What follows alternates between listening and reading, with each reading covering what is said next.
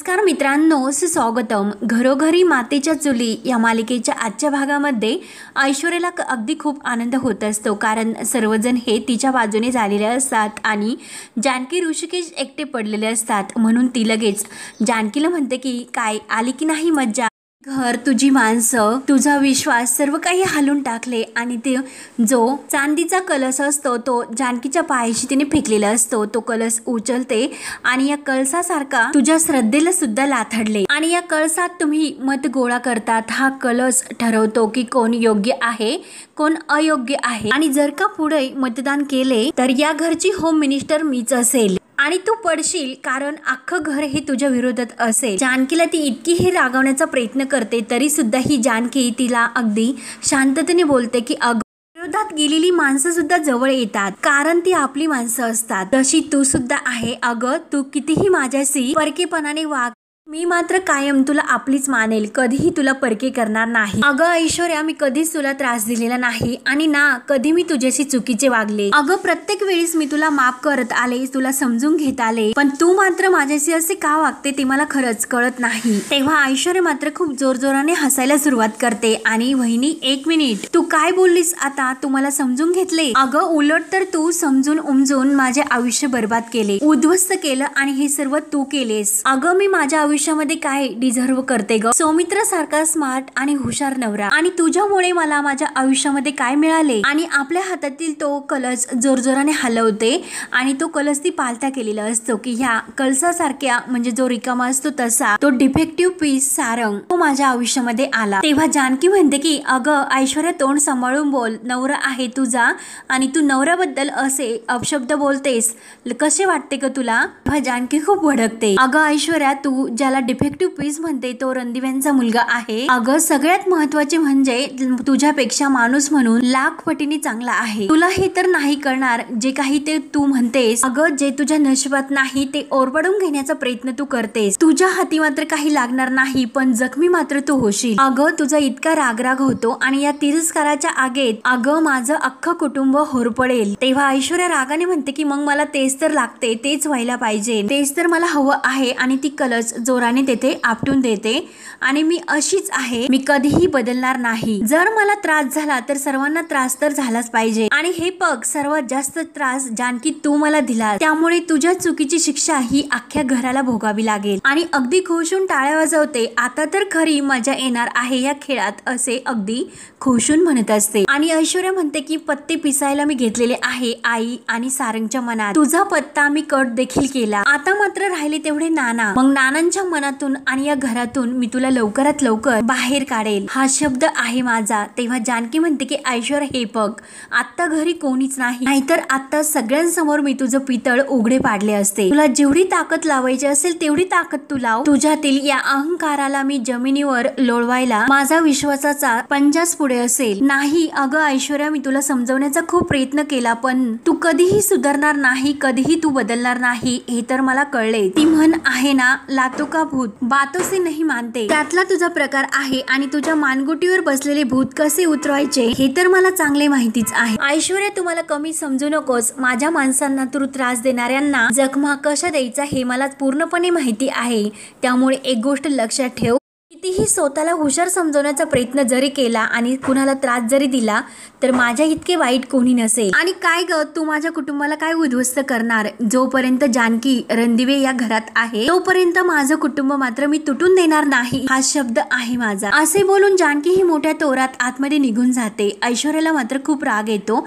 तिच्या जीवाचा अगदी जळफळाट होतो। त्यानंतर इकडे ऋषिकेश ऑफिसमध्ये असतो आणि तो इतर व्यापाऱ्यांना फोन करून सांगत असतो की खरंच तुम्ही माल विकत घ्या, माल खूप चांगला आहे। अहो सर, प्लीज असे करू नका, इतक्या वर्षापासून आपण एकत्र बिझनेस करतो, इतक्या वर्षापासून तुम्ही आमच्या कंपनीचे बायर्स आहात, कोणतेही बायर्स ऐकून घ्यायला तयार नसतात। ऋषिकेश म्हणत असतो की सयाजीरावांनी भाव ठरवले, पण आपण या विषयावर बसून बोलूया, परंतु कोणी व्यापारी बायर्स काही ऐकायला तयार नसतात आणि ते ऋषिकेशचा फोन कट करत असतात, कारण सयाजीरावांनी इतके भाव वाढून ठेवलेले असतात की त्यांना माल घेणे सुद्धा परवडत नाही, म्हणून त्यांनी आपले जे काही डील आहे ती दुसऱ्यांसोबत केलेली असते आणि इकडे ऋषिकेश शेतकऱ्यांचा जो काही माल त्यांना विकत देण्याचा प्रयत्न करत असतो, तर कोणी त्यासाठी तयार होत नाही. म्हणून ऋषिकेश ते इतके प्रयत्न करून सुद्धा त्याला खूप टेन्शन येते. तेव्हा ऋषिकेश दुसऱ्या बायर्सला सुद्धा फोन करून सर्व काही व्यवस्थित समजावण्याचा प्रयत्न करतो, परंतु कोणी ऐकायला तयार नसतात. जे देशमुख मॅनेजर असतात ते सुद्धा अनेक मेहता साहेब वगैरे यांना फोन करून विनवणी करत असतात, परंतु कुणाचेही प्रयत्न हे यशस्वी होत नसतात. जीवाची पूर्ण बाजी लावून ते एक बायर्सला फोन करत असतात, परंतु कुणाचा काही प्रयत्न सक्सेस न झाल्यामुळे शेवटी देशमुख मॅनेजर असतात तर ते ऋषिकेशच्या ऑफिसमध्ये येतात. ऋषिकेश त्यांना टेन्शनमध्येच विचारतो की देशमुख काय झाले, माल घेण्यासाठी कोणी तयार झाले का? तेव्हा देशमुख सर म्हणतात की नाही सर, मुंबई आणि बँगलोरच्या क्लायंटने आपला माल घेण्यासाठी नकार दिला. भोपाळ आणि इंदोर वरून सुद्धा नकार आले. तेव्हा ऋषिकेश म्हणतो की मध्ये सुद्धा तीच तर आहे, लोक हे भाव ऐकून माल घेण्यासाठी नकार देतात आणि त्यांचे सुद्धा हे म्हणणे बरोबर आहे, कारण इतक्या किमतीचा माल ते कसे घेणार? ऋषिकेश विचारतो की मला सांगा की किती किमतीचा हा माल असेल? तेव्हा देशमुख मॅनेजर सांगतात की 1,70,00,000 माल आहे आणि खरंच हे खूप कठीण आहे. इतका माल कसा विकायचा आणि जर माल विकला नाही तर खूप कठीण होईल.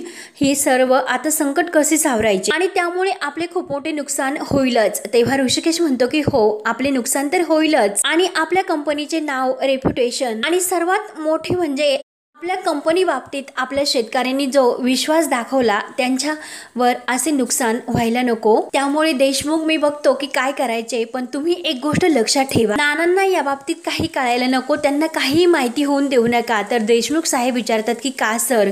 तर ऋषिकेश म्हणतो की नाना याचे खूप टेन्शन घेतील आणि नानांचा सयाजीराव यांच्यावर खूप विश्वास आहे. ते दोघं चांगलं मित्र सुद्धा आहे आणि जर त्यांच्या या विश्वासाला तडा गेला आणि ते सयाजीरावावर खूप भडकतील आणि या भडकून या दोन कुटुंबात वैराचे वातावरण पुन्हा निर्माण होईल आणि ते मला नकोय. सयाजीराव आमचे व्याही आहे याचे सुद्धा आपल्याला भान ठेवावे लागेल. तोपर्यंत मी जे काही असेल ते मॅनेज करतो, तोपर्यंत तुम्ही बायर्स मिळतात की नाही याकडे लक्ष ठेवा. तेव्हा आता ही परिस्थिती कशी हँडल करायची म्हणून ऋषिकेशला खूप टेन्शन येते. त्यानंतर इकडे ऐश्वर्या ही आपल्या सयाजीराव वडिलांना फोन करते.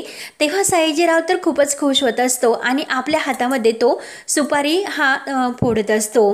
तेव्हा तो ऐश्वर्याला खुशून म्हणत असतो की अडक्यात जशी सुपारी अडकते तशी त्या ऋषिकेशची अवस्था झाली. तेव्हा मात्र ऐश्वर्या म्हणते की हो डॅडा, त्याला तोडून टाका आणि त्या ऋषिकेशचे त्या अडकीतात जशी सुपारीचे तुकडे तुकडे होतात अगदी तसे तुकडे करून त्याला तोडून टाका. तेव्हा सयाजी काका म्हणतात की अगं तुला एक सांगू का, त्या ऋषिकेशच्या हुशारीमुळे ते शेतकरी आहे ना पिकावाले कुजून पडणार आहे. अगं 1,70,00,000 तो माल आहे आणि तो माल बाहेर विकत घेण्यासाठी सुद्धा कोणी तयार नाही. ते ऐकून तर ऐश्वर्या खूपच खुश होते आणि वाव डॅडा, खरंच क्या बात है.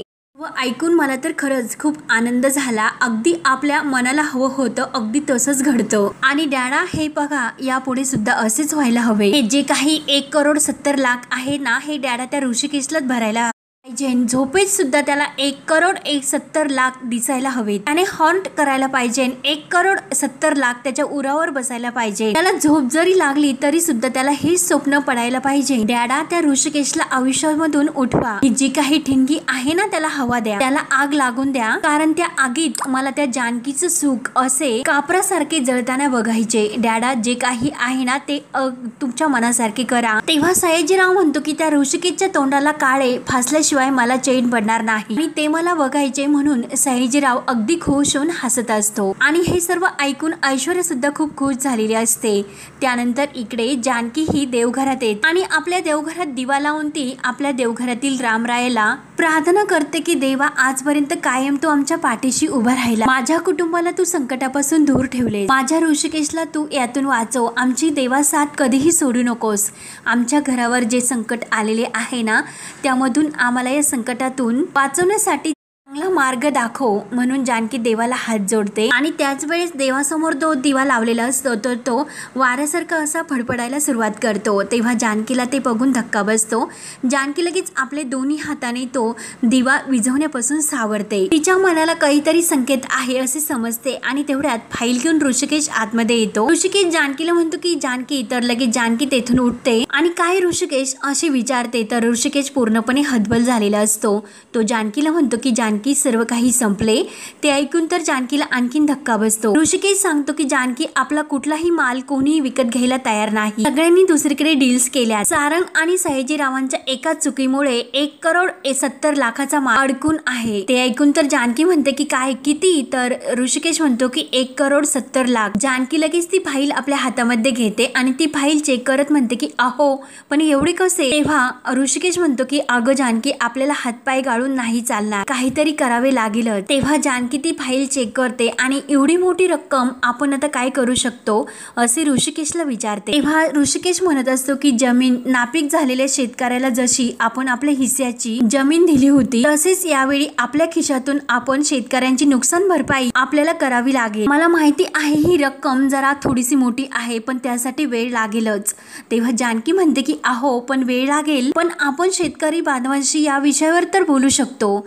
तेव्हा ऋषिकेश म्हणतो की नाही जानकी, पैसा हा सर्वश्रेष्ठ असतो। जेथे पैसा ही महत्वाची गोष्ट असते तेथे त्या पैशामुळे माणसाशी असलेले नातं सुद्धा माणूस विसरतो। माणसाशी असलेले नातं पैशामुळे तोडतात आणि आपण तर काय आहोत। आणि नाना कायम काय म्हणतात हे तुला आठवते का?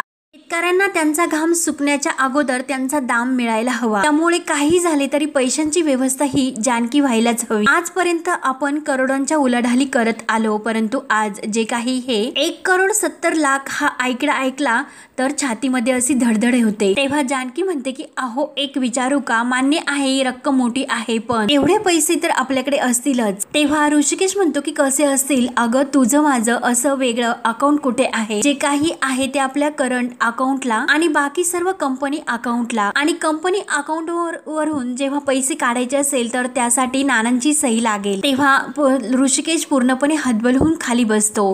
तर जानकी म्हणते की अहो सही लागेल असे का म्हणता?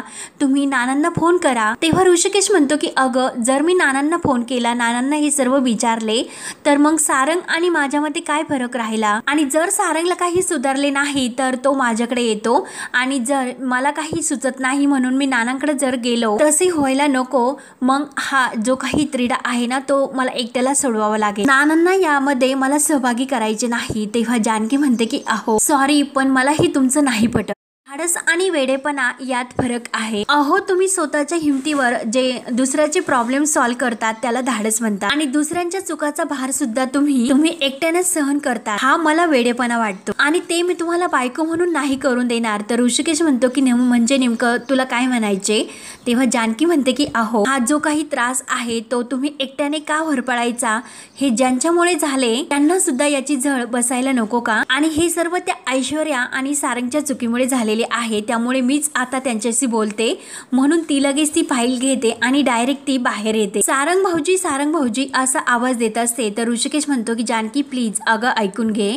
जानकी मात्र काही ऐकायला तयार नसते आणि डायरेक्ट ती बाहेर आल्यानंतर ऐश्वर्या आणि सारंग भाऊजींना आवाज देत असते। तेव्हा सारंग धावतच येतो आणि ऐश्वर्या सुद्धा बाहेर येते आणि जानकीला विचारते की वहिनी काय झाले? आणि तेवढ्यात सुमित्रा सुद्धा ताव येते आणि रागानेच म्हणते की जानकी अगं काय झाले? का ओरडतेस तू इतकी? तेव्हा जानकी म्हणते की आई आजपर्यंत मी कधीही तुमच्या समोर डोक्यावरील पदर पडून दिला नाही आणि ना कधी मोठ्या आवाजात मी आज वेळच अशी आली आहे की कुजबुजणारं जे काही बोलणं आहे ते सुद्धा तुम्हाला पटते, पण ओरडून सांगितलेलं खरं हे तुम्हाला खरं वाटत नाही। तेव्हा सुमित्रा रागावून म्हणते की मला दिवे लागण्याच्या वेळीत घरामध्ये असे ओरडून बोलायला नको, कोड्यात मात्र तू बोलू नकोस, काय झाले असे विचारते। तर जानकी म्हणते की हो कोडा सोडवायचा ना मग तोच प्रयत्न आहे, आणि ती फाईल सुमित्राला दाखवते। सारंग भाऊजींनी ज्या काही चुका केल्या आहेत ना त्याचा सर्व हिशोब। तेव्हा सुमित्रा त्या फाईलकडे बघत असते। तर लगेच सुमित्रा म्हणते की ह्या तुमच्या दोघांचं नेमकं काय चाललेले आहे, तुझं आणि तुझ्या ऋषिकेशचं का तुम्ही सारंगवर आरोप करत असतात, कायम त्यालाच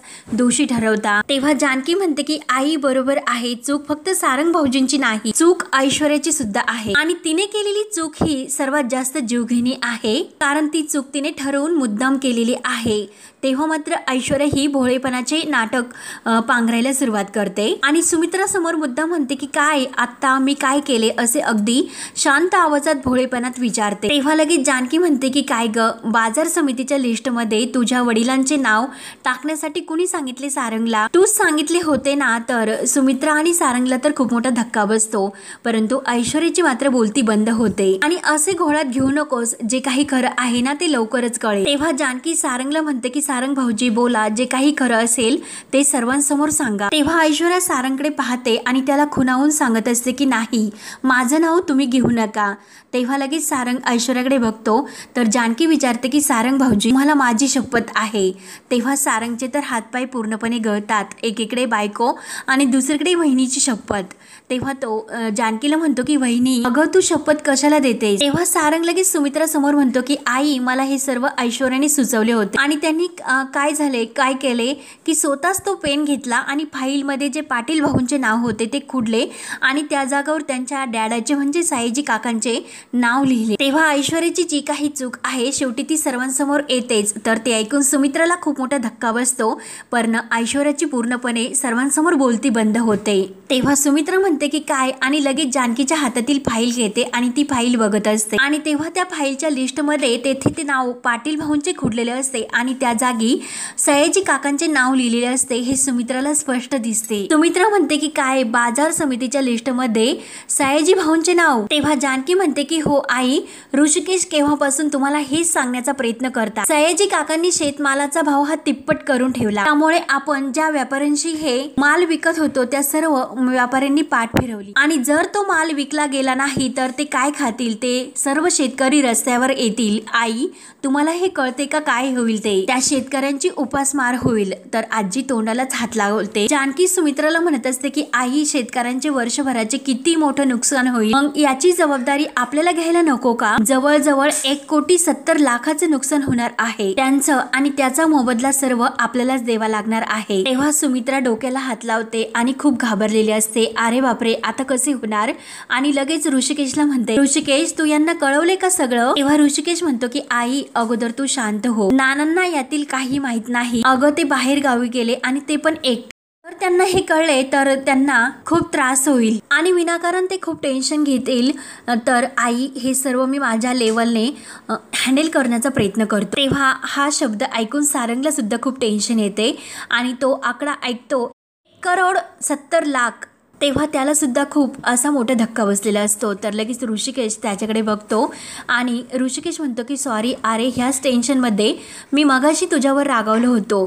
तेव्हा सारंग म्हणतो की अरे दादा तू कशाला सॉरी म्हणतो, चूक तर माझ्या हातून झाली आणि ती सुद्धा इतकी मोठी, आणि दादा आपल्या अकाउंटला पैसे तर असतील ना? तेव्हा ऋषिकेश म्हणतो की अरे सारंग तेच तर, पैसे आपल्या अकाउंटला आहे आणि जर आपण पैसे काढले तर नानांना तो मेसेज जाईल आणि त्यांना हे सर्व कळेल, त्यामुळे आपल्याला हे पैसे नाही काढता येणार। तर लगेच सुमित्रा म्हणते की अरे पण ऋषिकेश मग आता काय करायचे? तेव्हा ऋषिकेश म्हणतो की आई सारंग हे बघा तुम्ही अजिबात काळजी करू नका, मी बघतो की काय करायचे ते। तेव्हा लगेच ऐश्वर्या मध्येच म्हणते की काय काय करणार आहात तुम्ही? नाही पण सिरियसली आपण का त्यांना पैसे द्यायचे? आपण तर फक्त मधल्यामध्ये डील करतो, आपण गॅरंटी घेऊ शकत नाही की शेतकऱ्यांचा माल विकला जाईल म्हणून, आणि जर डील झाले नाही तर पैसे देण्याची जबाबदारी आपली कशी असेल? आपण निव्वळ एक दलाल आहोत। ते ऐकून तर ऋषिकेशला ऐश्वर्याचा खूप राग येत असतो आणि जानकीला सुद्धा। सुमित्रा आणि सारंगला सुद्धा ऐश्वर्याचे हे बोलणं पटत नाही। तेव्हा जानकी लगेच रागाने ऐश्वर्याला म्हणते की अगं दलाल नाही मध्यस्थ, फरक आहे त्यात खूप, आणि शेतकरी आपल्यावर आंधळा विश्वास ठेवतात, आपण त्यांच्या भल्याचाच विचार करू हे समजतात, ज्यात आपल्याला कळत नाही त्यात आपण बोलूच नाही, हेच मी तुला सांगितले। तर लगेच आजी पुढे येते आणि काय ग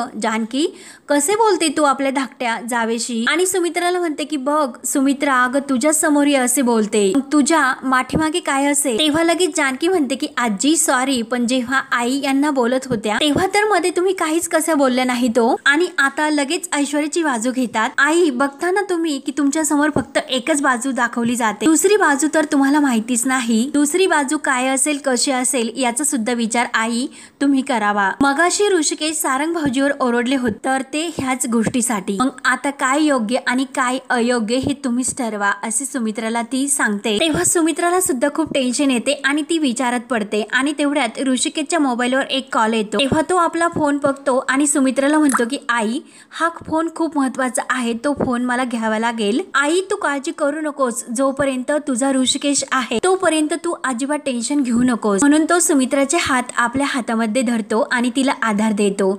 मी आई सर्व काही व्यवस्थित करेल, आणि जानकीला म्हणतो की चल जानकी। तेव्हा जानकी म्हणते की हो आलेच। तेव्हा जानकी आणि ऋषिकेश आतमध्ये जातात तर लगेच ऐश्वर्या म्हणते की काय काय हे दोघे काय चाललं यांचं, तर लगेच सुमित्राला ऐश्वर्याचा खूप राग येतो। लगेच रागानेच ती ऐश्वर्याला म्हणते की ऐश्वर्या पुरे तुम्ही दोघांनी ही माहिती माझ्यापासून लपवली, तुम्ही माझ्याकडे परवानगी मागण्यासाठी आला होता तेव्हा तुम्ही मला हे सर्व सांगू शकला असतात, पण तुम्ही नाही सांगितले। तेव्हा सारंगला तर खूप वाईट वाटतच असते, परंतु सुमित्राने ऐश्वर्याला शेवटी तिची चूक आणि तिची जागा दाखवून दिलेली असते। तेव्हा सुमित्रा सारंगला सुद्धा जबाबदार धरते की सारंग तू सुद्धा मला काही सांगितले नाही, सर्व काही माझ्यापासून लपवलेस, आणि उगाचच मी ऋषिकेशवर रागवले म्हणून सुमित्राला खूप वाईट वाटते।